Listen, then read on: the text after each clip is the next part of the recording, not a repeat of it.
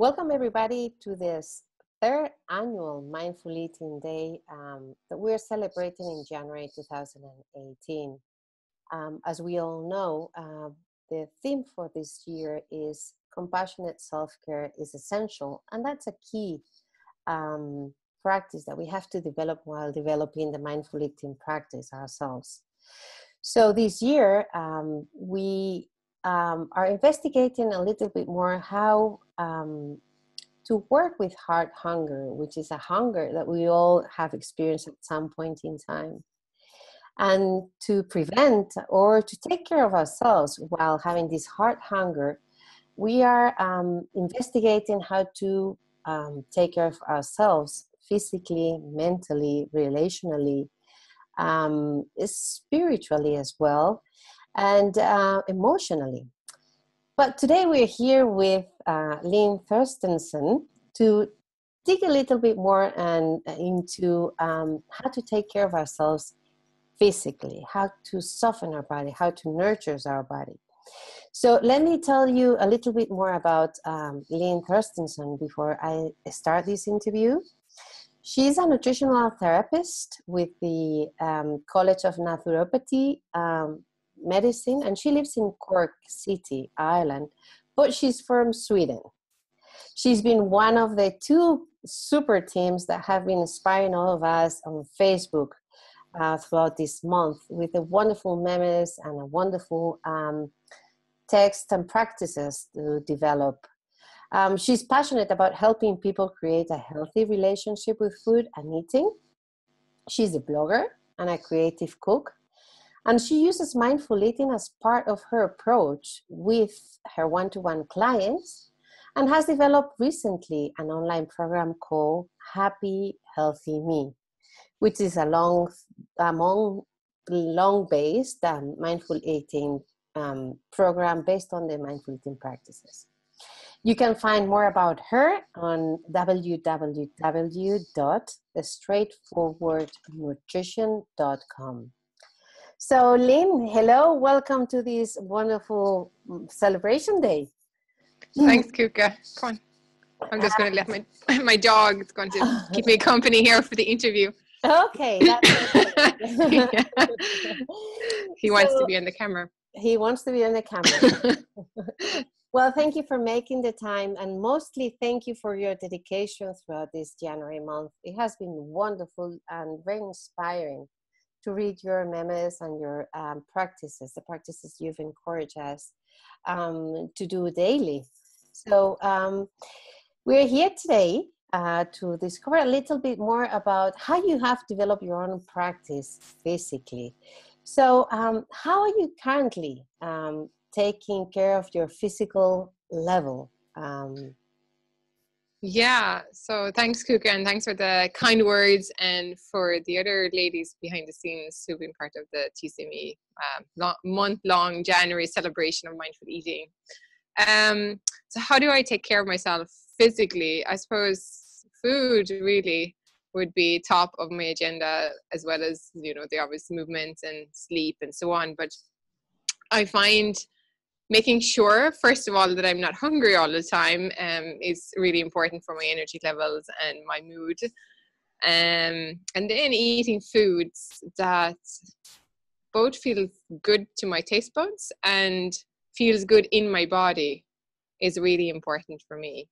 And it's something that I've been really working on for quite a long time. And it's taken a while to get to that point where that is it's a healthy, intuitive way of bringing those things without it feeling restrictive or like shoulds. Does that make sense? So I guess from what you've said that the connection with the body is essential here.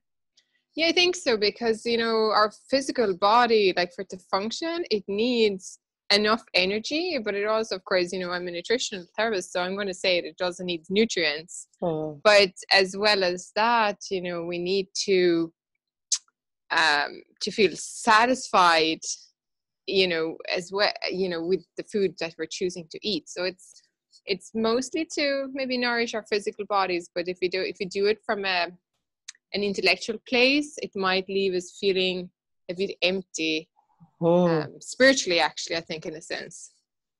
And what's the role of compassion in all of this for you? Do you know, I think the role of compassion comes from two places. It would be making a compassionate choice to honor my needs, so to feed myself when I'm hungry, taking the time out for that. And also to be compassionate if I make a choice that maybe I find out afterwards it wasn't the best one at that time, whether it was something that made my stomach ache a bit, or you know, sometimes you pick something on a menu and it's really disappointing because it didn't taste the way you expected it to, and maybe you paid a lot of money for it. And just to be compassionate towards myself and say, you know, this is all part of the experience, and then we just move on rather than getting stuck judging ourselves for what the choice we made. So I think it's the two, but it's really to honor my physical needs from that place of care and compassion. That feels really important when it comes to compassionate self-care for me. And that leads me into one of the memes that you've issued on Facebook, which talked about there's not a perfect meal. Such a thing doesn't exist, isn't it? Yeah, I think so. And even today, like even in today's world with this information overload when it comes to nutrition, it's so easy to get caught up in, you know, what should I eat or what should I not eat, and is this the right thing, or that's good and that's bad, and the label we put on ourselves, that it's removed from the embodied experience of eating.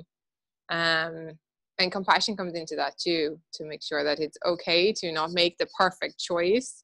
And also sometimes one food or one meal works well at that particular time. The next time you have that same meal, your body might respond differently. So, and that's okay. It's all part of it. The impermanence, isn't it? Yeah, I know. It's a hard truth to live with. And is there any strategy that you would like to share with us so we can start practicing this essential physical nurturing, taking care of ourselves? Yeah, and I know you asked me before we started recording if I have any kind of intentions when I start eating, and the one that is so ingrained now is that I tend to ask myself almost subconsciously when I look at my cupboards or when I'm about to prepare a meal, what do I want? So I look at what's available, what do I have, and I tend to have a lot of food in my cupboards. So then I choose from there. So it's just like, what do I feel like eating? Sometimes it's a piece of chocolate. Sometimes it's maybe, you know, porridge for dinner, or sometimes it is a big cooked meal. So I do it all the time. I don't even think about it so much anymore. And then it also feels important for me, and this took some time to practice, to eat without distractions. So I tend to eat, you know, and I don't watch my phone anymore when I'm eating, or I don't watch TV. And I find that is also helpful to learn from my experience. Do I find this food satisfying? Is it tasty? And so on. So, and it helps, you know, tuning into fullness as well when you're engaged with your meal. Well, you mentioned something that is very important. That is, you said, it took me a while. These practices take a while, doesn't it? Oh, did you? And I think, you know, they become part of our lives eventually. So we don't maybe actively think about it as much anymore, but it's definitely a practice, a way of strengthening our mindfulness muscle. And to reap the benefits, I think, is something we have to continuously do. And I suppose compassion here helps a lot, doesn't it? Developing this practice long term. Yeah. Oh, absolutely. And I don't know, you know, when you sit in meditation and you can get caught in the judgment of the judgment, and compassion, I think it's important for that, to break that cycle. To when you notice you're judging yourself, you can be kind to yourself in that space, you know, to let it go, so you don't keep getting caught in that cycle. Well, and last thing, we are all working into developing our own practice right now, and sometimes there are things that click take a while, but then suddenly they click and it's like, oh my God, if I would have known this before.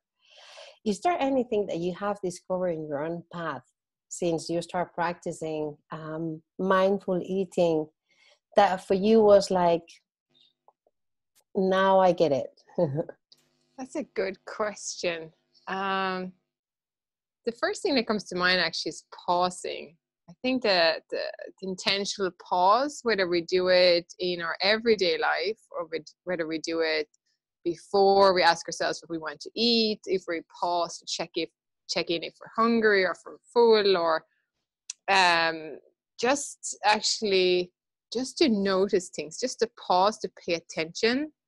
That has been really profound in my life, with my eating and my experience with my food, but also in my everyday life. It has made my everyday mundane tasks a lot more richer. Like it's made a whole experience of my life a lot richer.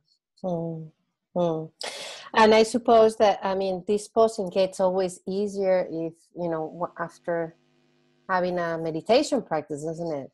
Yeah, definitely. I think, having some sitting meditation experience, it's helpful to strengthen our mindful eating. But I think we can start from the other place too. Like if we have somebody who helps us develop a mindful eating practice as part of our healing our relationship with food, we can move from there into maybe a sitting practice, or we can do the full hog and go on a silent retreat for a few days to really.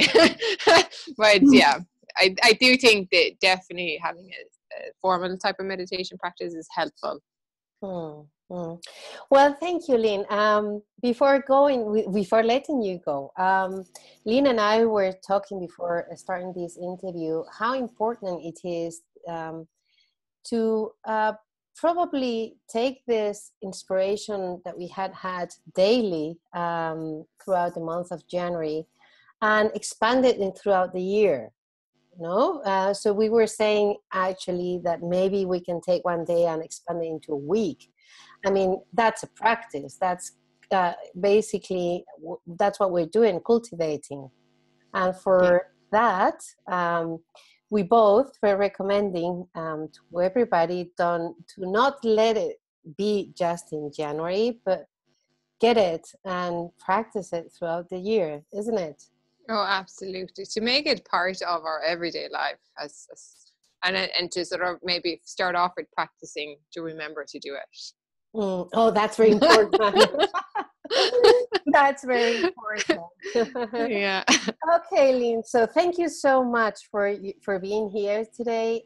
For being, the wonderful work that you've done volunteering for this month. Thank you to your dog for his presence. Thank you for having us.